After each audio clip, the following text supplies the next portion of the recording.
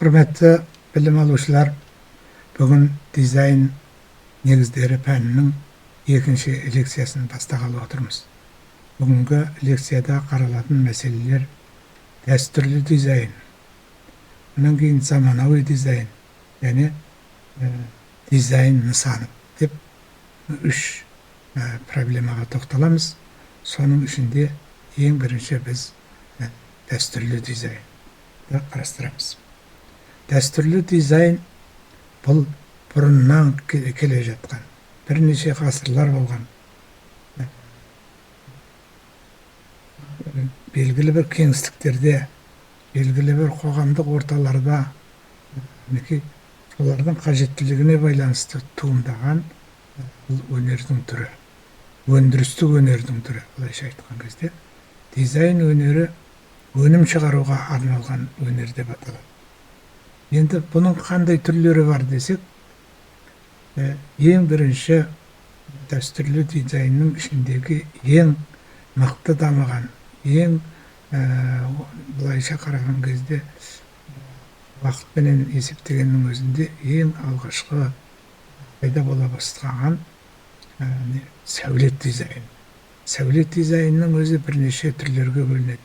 Яғни адамның күнделікті тұрмысына қажетті сәулет өнері. Адамның тұрмысына қажетті талаптардан, қажеттіліктерден туындаған өнер. Сол сияқты көлік дизайны. Көлік дизайнында ертеден келе жатқан дизайнның бір түрі. Бұл көлік дизайны, мысалы, әуе жолдарының дизайны, пойыздың мысалы дизайны, сол сияқты автомобильдердің дизайны, сонан кейін барып түрлі шаруашылыққа қажетті механикалық бұйымдар.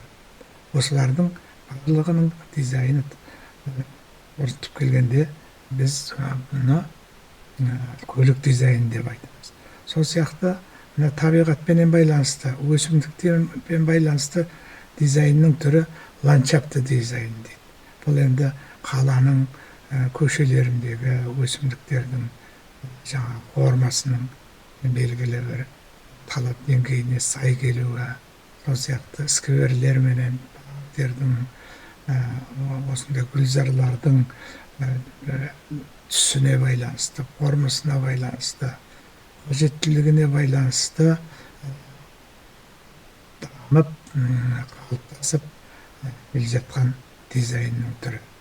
Сол сияқты мінекей енді соңғы кезде енді компьютерлік дизайн, компьютердің жаңағы компьютердегі ақпараттардың мәтіні, ол ақпараттардың бас әріптері, тақырыптарға, тақырыппенен сурет, суретпенен жаңағы мәтін, сол сияқты әріптер, және ол дизайндық мәтіннің маңызына байланысты, оның сол айтатын ойының салмақтылығына байланысты формаларын өзгертіп, тақырыптарын өзгертіп, шрифтерінің өлшемдерін өзгертіп, олардың орналасу жаңағы площади дейді, аумағына байланысты да біз өзгертіп отырады екенбіз.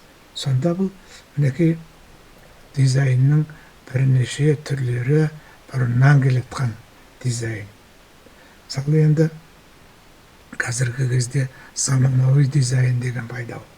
Заманауи дизайн бұл да қажеттіліктен туындайтын, сонан кейін белгілі бір функциялар атқаратын, сонан кейін барып оған белгілі бір материалдар қажет болатын, сол сияқты мінекей оның бір қолданған кездегі қандай нәтижеге жетуге болатынын салмағы, осының бәрі жаңағы заманауи дизайнға тән нәрселер.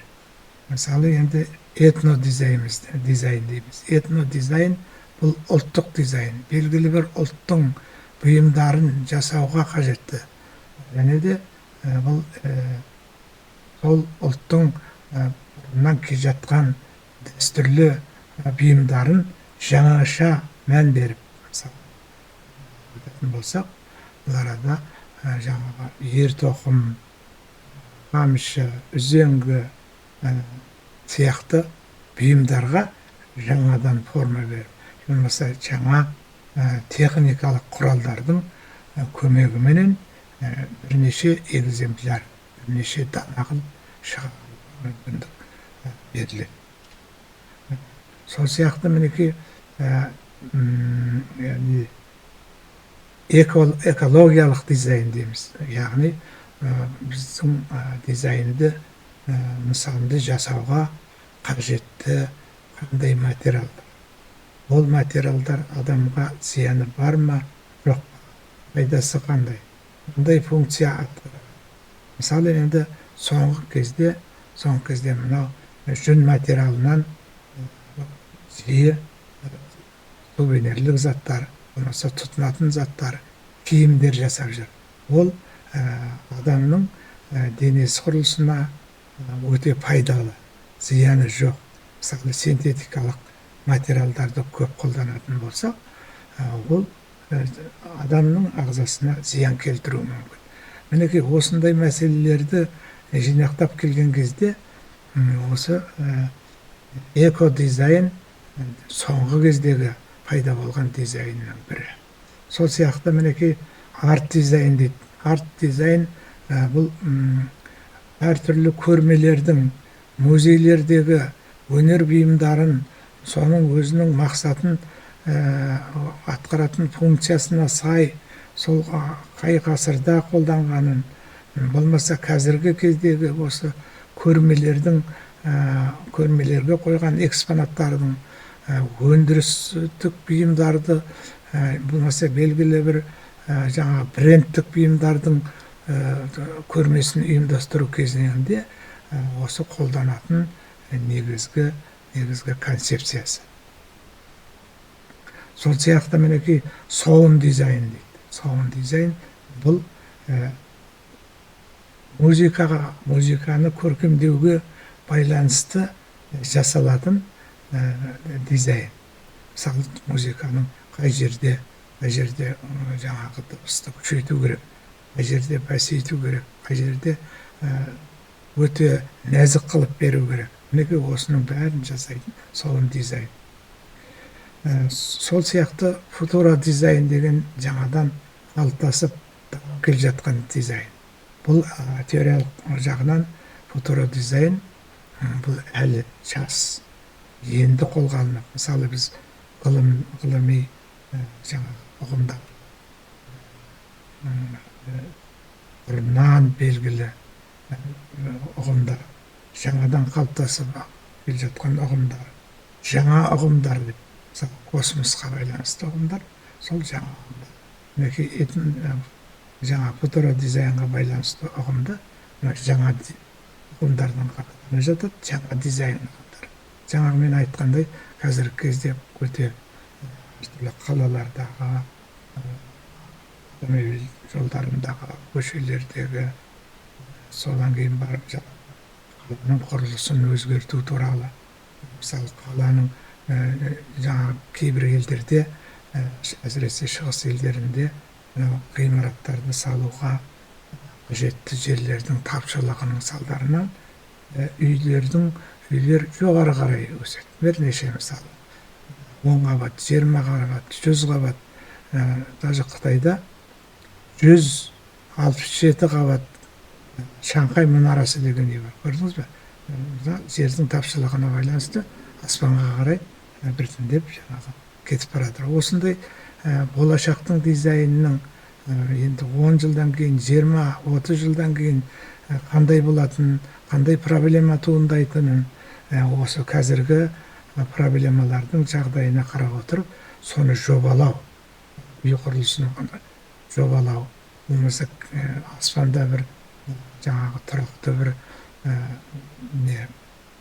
самолеттерге бензин құятын жаңағы станциялар болуы мүмкін ба, ондай қажеттілігі туындау мүмкін ба.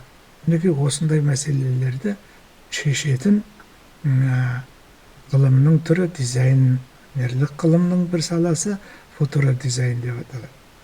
Жалпы қазір Енді бағана айтқандай компьютерлік дизайн қатты дамып келе жатыр, оның түрлері өте көп. Әсіресе қазіргі жағдайда мынау цифрлық технология, содан кейін бар жасанды интеллектіге байланысты осы веб дизайн өте қатты дамып келе жатыр. Біз енді осы дизайнның қандай мүмкіндіктері бар? Ең бірінші бұл дизайнның қажеттілігі. Дизайн нысанды қалай тудырамыз? Ол қажеттілігіне байланысты. Ең бірінші қажеттілігін зерттейміз. Сонан кейін барып, қандай форма қажет, қандай функция атқарады, сол атқаратын функциясына байланысты форма қандай болады. Енді соның атқаратын болашақ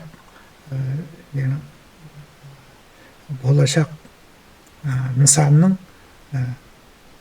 формасына сай түсі қандай болады, материалы қалай таңдалады, әрі атқаратын функциясына, қажеттілігіне, бүгінгі күнгі дизайнердің дизайн саласының дамуына байланысты. Сонан кейін барып, үшінші мәселе дизайндағы бұл сапа. Қандай бұйым, қандай қажетті бұйым, қандай дизайнерлік нысан жасасақ та, біз оған сапа беруіміз керек. Сапасы мықты болатын болса, ол ұзақ жылдар қызмет жасайды. Енді сапа нашар болатын болса, ол кезде оның қажеттілігі төмен болады. Оны қайтадан зерттеп, жаңа формаларын іздеуге тура келеді. Міне бүгін қорыта айтқан кезде дизайнның түрлері, дизайнның қандай түрлері бар, дәстүрлі дизайн қандай түрлері бар, заманауи дизайнның қандай түрлері бар, біз осыған тоқталдық. Міне де дизайн нысандар қандай функцияны атқарады, ол қандай қажеттіліктен туындайды, қажеттілігіне байланысты, формасына байланысты, эргономикасы қалай, қандай жағдайда болады туралы біз мәселелерді қозғадық. Осыменен, құрметті білім алушылар, екінші лекциямызды аяқтаймыз. Назар салып тыңдағандарыңызға көп-көп рахмет.